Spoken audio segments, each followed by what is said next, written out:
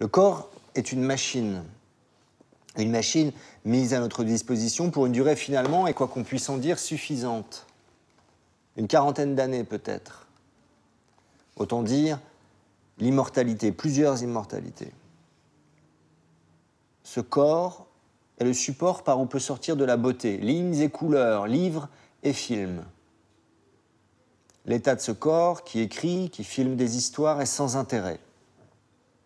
Les histoires, donc, ne parleront pas de ce corps en particulier qui tient la main à plume ou à caméra, mais plutôt de tous les autres corps, de la centaine de corps qu'il aura colonisés, de ces hommes et de ces femmes, de tous âges, de toutes conditions, qu'il aura pénétrés par toutes leurs coutures, du rapport entre ces corps et où ils vivent, du rapport entre ces corps et d'où ils viennent.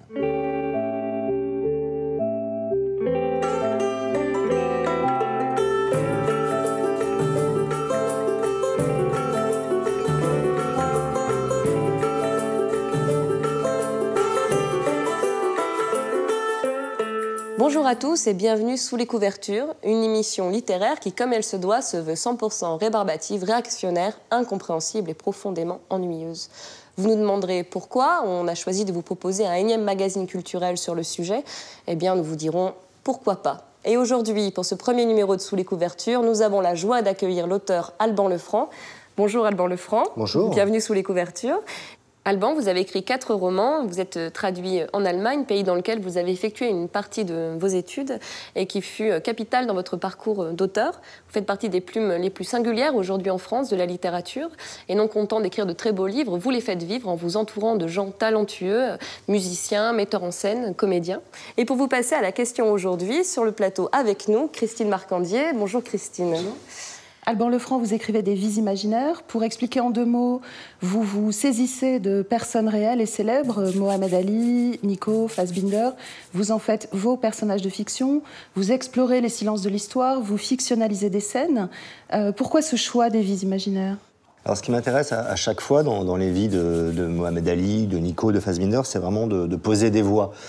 Si on prend le cas de Mohamed Ali, ce qui est sûr, c'est que tout le monde a une représentation au moins vague de ce personnage, au moins d'une enveloppe. Du coup, je peux directement installer, déployer une voix, de même que dans le théâtre de Shakespeare, un spectre peut apparaître. On dit, voilà, un spectre parle et tout le monde... Cette convention théâtrale fonctionne à plein, il y a un système de croyance qui s'installe. Et c'est ce qui est possible, disons, dans le cas de ces différents personnages que vous évoquez. Ça se nourrit aussi d'une réflexion sur l'histoire. Je crois que les corps sont profondément historiques. Il n'y a pas d'invariant en histoire. L'homme, la femme, le fou, l'artiste, ça n'existe pas à travers le temps. C'est pas quelque chose de transhistorique. Et ce qui m'intéresse à chaque fois, c'est vraiment de saisir aussi une singularité. Donc si on prend le cas clairement de Mohamed Ali, on est dans les années 50 et 60, à un moment où le racisme est institutionnalisé. Donc comment il va se construire un corps capable de surmonter, de survivre dans ce contexte-là. Nico, de son côté, elle est d'abord cover girl, avant de devenir la chanteuse du Velvet et d'avoir une carrière solo. Elle est cover girl, et c'est le moment, dans les années 50, où le corps féminin devient une espèce de vecteur de vente. Avec le corps féminin, on va vendre des machines à laver, des voitures, etc. Et ça, c'est un moment historique, ce n'est pas quelque chose qui a toujours existé. Donc ça m'intéresse vraiment d'aller chercher des singularités historiques aussi, à travers ces vies. Alors justement, en parlant de vies imaginaires, nous vous avons demandé à Alban Lefranc de produire une petite autobiographie que je vais me permettre de lire tout de suite. Vous naissez le 8 mai 1986 à Caen. 40 ans plus tôt, en mai 1945, sous forme de petite fille blonde, tresses lustrées dans le cou, vous errez dans les ruines de Berlin avec les veuves de guerre. Vous faites une apparition dans Allemagne année zéro, mais Rossellini vous coupe au montage. Pendant les vacances scolaires, au début des années 80, pour fuir le mitterrandisme ambiant, vous êtes tour à tour Cosette, Napoléon, les enfants du capitaine Grant, Madame Bovary et Long John Silver. Mais ça ne suffit pas, il faut revenir. En 2002, vous publiez votre premier texte chez l'éditeur H, La vraie vie, où vous décidez de tâter du on au présent. À la fin des années 70, vous êtes Fassbinder, gros homme indigne, enfant terrible du cinéma allemand, célèbre inventeur d'un cocktail à base d'absence de sport et de poudre blanche, permettant de réaliser jusqu'à 9 films par an. Vous étudiez la botanique allemande à Dresde, à Cologne, à Berlin. Les jours de grand soleil, vous courez le long de l'Atlantique à Miami, à grande foulée autistique, pour devenir the greatest of all time, alias Mohamed Ali, alias le pire histrion de l'hémisphère nord, alias Verpé Vuitton. Vous êtes cover girl dans les années 50, fatale, blonde et maigre. Mais curieusement, on se souvient de vous surtout comme chanteuse du Velvet, joueuse de tambourin pour All Tomorrow's Parties, jusqu'à la fin des temps. Vous êtes vraiment aussi noir de monde, Alban Lefranc? Absolument. Beaucoup de vos romans se situent dans les années 60-70, beaucoup en Allemagne aussi. Pourquoi? J'ai vécu près de 7 ans en Allemagne. Je suis aussi traducteur de l'allemand. J'ai traduit 4 romans de l'allemand. Donc c'est un pays, une langue qui est évidemment très présente à tout point de vue dans mon univers. Mais par ailleurs, il se trouve que un des déclencheurs de cet univers romanesque, ça a été Fassbinder, qui, dans un de ses films, articulait très bien corps et politique, dans un petit film qui s'appelle Allemagne en automne, qui est un film à sketch. Je crois aussi, mais ça c'est a posteriori, que ça me permettait de ne pas parler de la France directement. Disons, passer par le détour de l'Allemagne, ça me permettait indirectement de parler de la violence politique, économique, contemporaine, mais en faisant une espèce de détour. Et en même temps, vous venez de publier un texte dans une anthologie parue chez Robert Laffont sur Berlin, une promenade assez hallucinée dans Berlin. Vous pouvez nous en parler un petit peu? Alors là, ce qui m'a intéressé dans ce projet pour Laffont, bon, je m'en suis servi finalement comme d'un prétexte, comme d'un point de départ, c'était vraiment d'opposer Berlin et Paris finalement. Qu'est-ce qui fait que ces deux pays, dont on connaît la longue histoire commune, ont pu produire ou peuvent avoir des capitales aussi opposées? Et d'une certaine façon, effectivement, il n'y a pas plus antagoniste que ces deux villes. On a l'impression, à Berlin, d'une ville finalement beaucoup plus libertaire. Hein. Je cite beaucoup d'exemples. Il n'y a pas d'heure de fermeture des bars à Berlin. Il n'y a pas cette omniprésence policière. En tout cas, elle n'est pas aussi visible. Il n'y a pas de tourniquet dans le métro. Les parcs ne sont pas fermés, etc. Donc, je construis tout un texte qui est plutôt une espèce d'hymne à Berlin, mais encore une fois avec beaucoup d'outrance et d'exagération, pour explorer aussi au passage ce qui était plutôt presque un prétexte, les rapports hommes-femmes dans les deux villes. Voilà, donc après, pour moi, c'est une matière première dont je voudrais m'emparer aussi dans d'autres projets. C'est-à-dire, à partir de ce fait-là, ou de ces choses qu'on peut observer entre les deux villes, déployer toute une série d'hypothèses qui peuvent être même assez délirantes pour expliquer ces différences. Parce qu'on peut aussi imaginer qu'à Berlin, finalement, les Allemands, enfin, les gens qui vivent à Berlin, ce ne sont pas que des Allemands, ont finalement intériorisé la loi. Donc il ne s'agit pas de dire l'Allemagne c'est merveilleux, la France c'est horrible, mais il y a une série de positions vraiment très flagrantes qui sont intéressantes à développer. Alban, c'est en ce moment la saison des prix littéraires. Vous avez vous-même reçu plusieurs prix littéraires, dont notamment Sport et littérature, que vous avez reçu, je crois. Puisque l'on parle de sport et littérature, sachez que Boris Hubert-Loyer est un reporter tout-terrain. Et il se souvient de la cuvée 2013 du Goncourt et du Renaudot. BHL se devait de couvrir cet événement qui occupe le devant de la scène pendant au moins une journée et fait parler de Saint-Germain-des-Prés à Cluny-la-Sorbonne avec un changement à Odéon. À quelques heures de la proclamation des résultats, les journalistes sont sur le pont. Chacun y va de son pronostic, fourbissant des articles destinés à faire patienter lecteurs et nominés, le Goncourt en chiffres, les effets sur les ventes pour les Échos. Bibliops, comme tous les ans, s'interroge sur l'utilité des prix. À l'heure pétante, la délivrance. Après 12 tours de vote, mais juste à temps pour le champagne, le Goncourt est décerné. Dans la foulée, le Renaudot. Il récompense Naissance de Yann Moix. On s'en fiche. Yann Moix se dit ému de succéder à Pérex, Céline et Marcel Aimé.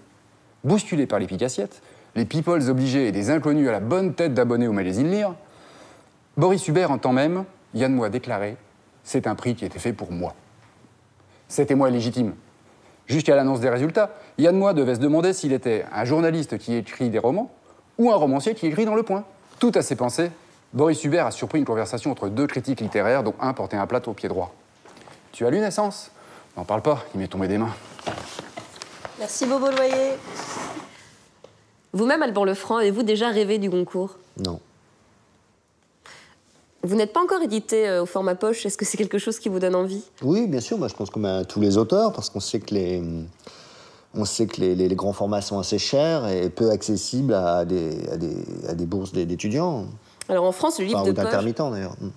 Absolument. Le livre de poche en France a son salon. Il s'agit du Salon du livre de Saint-Maur qui a eu lieu en juin cette année. Et notre reporter de choc, Sophie Joubert... Même instituteur. Oui, tout à fait. Notre reporter de choc, Sophie Joubert, s'y est rendue au mois de juin. Nous retrouvons Sophie... Postiers, enfin. Nous retrouvons Sophie au Salon de Saint-Maur. Le monde est très emmerdant. Il faut d'abord ranger sa voiture. Il faut payer des impôts. On a des chagrins d'amour. On risque d'être malade. Tout ça est très décevant. Heureusement, il y a des livres de poche. Bienvenue à Saint-Maur-en-Poche, le salon international du livre de poche créé il y a 6 ans par les libraires de la célèbre Griffe Noire, les déjà cultes Jean Cazel et Gérard Collard. Un salon pour tous. On a une clientèle qui vient de toute la France, de Belgique, de Suisse. C'est un public alors vraiment très mélangé. La marque de fabrique du salon est une signalétique voyante et des têtes d'affiche comme Marek Alter et Catherine Pancol.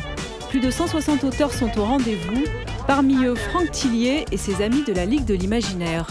Dans la Ligue, on est 13, il y a des auteurs qui écrivent de la science-fiction, beaucoup d'auteurs qui écrivent du polar, du thriller, de la fantasy. Et, vraiment, notre univers commun, c'est cet imaginaire, quoi, et cette envie de faire partager nos histoires aux lecteurs. Celui-là, Buse. Franchement, il était topimous. Auteur de La Grâce des Brigands et de David Oiseau, Véronique Ovaldé est aussi éditrice de livres de poche. En tant qu'auteur, ce qui est merveilleux avec le format poche, c'est que le livre a une durée de vie assez longue. C'est ça qui nous rend tous très tristes quand on publie un livre à une rentrée ou à un autre moment d'ailleurs, c'est que la durée de vie du livre, c'est 2-3 mois, il reste en librairie, en grand format. Alors qu'après, le temps du poche est un autre temps. Je sais très bien qu'il y a des livres qui sont morts en fait de ne pas être sortis en poche. Et si on les sortait en poche, eh bien, ils pourraient ressusciter en quelque sorte. Les gens vraiment se lâchent sur ce salon, c'est-à-dire voilà, ils prennent des livres, ils font leur gros stock annuel. Là, j'en ai acheté 8 déjà, mais j'ai pas fini le salon. En un week-end, Saint-Maur-en-Poche a accueilli 25 000 visiteurs qui ont acheté environ 23 000 livres. Champion des dédicaces, l'académicien Jean d'Ormesson, 89 ans, parrain du salon et amateur de bains de foule. Avoir un livre de poche, c'était très difficile. Trouver un livre, ça posait des problèmes. Le livre de poche, c'est la littérature mise à la disposition de chacun. Je suis venu ici pour voir Jean d'Ormesson. C'est un monument de la littérature française. Mon rêve était de devenir ce que les Japonais appellent un monument historique vivant. À Saint-Maur-en-Poche, chacun doit donner son coup de cœur. Alors, Jean ? Liliane. Moi, le mien, ça a toujours été Stendhal, le rouge et noir. C'est 2666 de Bolaño. C'est celui qui est nécessaire, que j'ai partout, que j'emmène partout, que j'emporte partout et il est très gros, alors c'est pas toujours très facile. J'essaye de m'en tenir au principe de Voltaire. Tous les gens sont bons, sauf le genre ennuyeux. Et vous, Alban, vous aimez les salons, les festivals, aller à la rencontre de vos lecteurs? Bah oui, ça dépend de ce qu'il y a à boire, mais en général, ça se passe plutôt bien avec les lecteurs. Notre reporter Boris Hubert-Loyer a bravé l'adversité et s'est rendu au Festival America qui a eu lieu au mois de septembre à Vincennes. On retrouve Boris Hubert à America tout de suite. Quand on lui a proposé de couvrir le Festival America de Vincennes, Boris Hubert-Loyer s'est dit qu'il tenait là l'occasion de briller dans un autre salon que celui qu'il hante habituellement, le sien. En plus, il a eu beau temps. Enfin, on y est. Cela dit, le problème, et non des moindres, c'est qu'America est un festival littéraire dédié à la littérature, américaine qui plus est. Un salon, ça se prépare. Ah, il y a du beau linge. Que celui qui n'a jamais fréquenté le comice agricole de Vierzon ou la foire au vin de Vesoul lui jette les premiers Marc Lévy.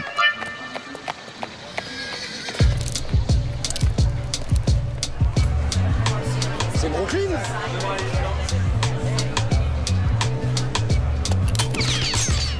Finalement, Boris a sa feuille de route. Lloyd, Winters, Pollock, Torres, Ford, Mayer. Le meilleur reste à venir. Would you like me to sign it to you? Yes, for me, my name is BHL. Boris Hubert Loyer. Boris Hubert Loyer. Okay. Everybody's saying winter is coming. My husband is always saying that. Pour BHL avec amour. J'ai déjà entendu ça quelque part.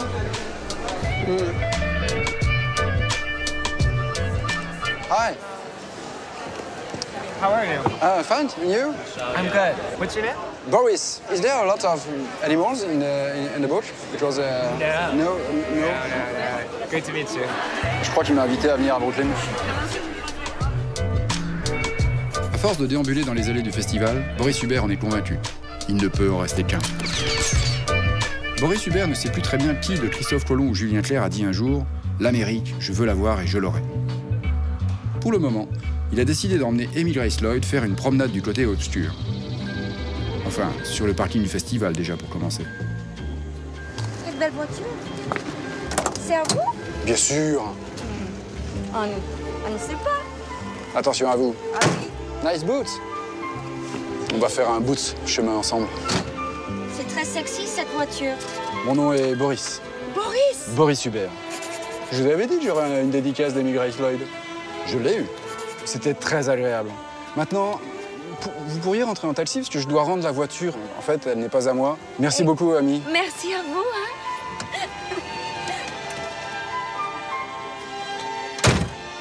Taxi! Allez, en route.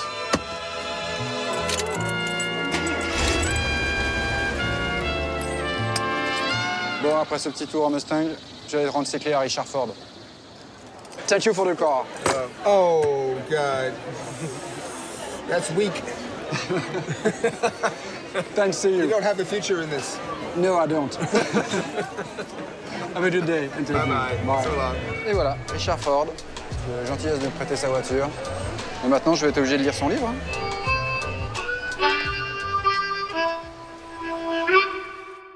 Et de votre côté, Alban, est-ce que vous avez un auteur américain que vous aimez particulièrement lire ou relire? Bien sûr, j'ai même envie d'en citer trois. Il y a Melville, Moby Dick, qui a énormément compté pour moi, Kafka et Dostoïevski. Ainsi s'achève notre émission. Merci à tous de nous avoir suivis et nous vous retrouverons au chaud sous les couvertures quand vous voulez. Il y a les cheminots, il y a les infirmières et puis il y a les écrivains. C'est extrêmement cher d'acheter un grand format aujourd'hui en France. Bah, c'est 20 €, quoi, je veux dire. Enfin, même parfois 25. Vous prêterez vos livres à l'occasion. J'aimerais beaucoup lire le dernier, ça a l'air bien. J'ai fait des trucs sous pseudonyme aussi. En tout cas, votre page Wikipédia nous a été de grande utilité. Oui, c'est vrai. C'est moi qui l'ai fait. Oui, d'accord. Ah bah c'est mieux, oui. Ah, parce que c'est vachement informé, c'est oui, précis. Mais c'est pas la même date de naissance. Hein. Ah bon? Non. Bah il faut que je corrige ça ce soir en rentrant, oui.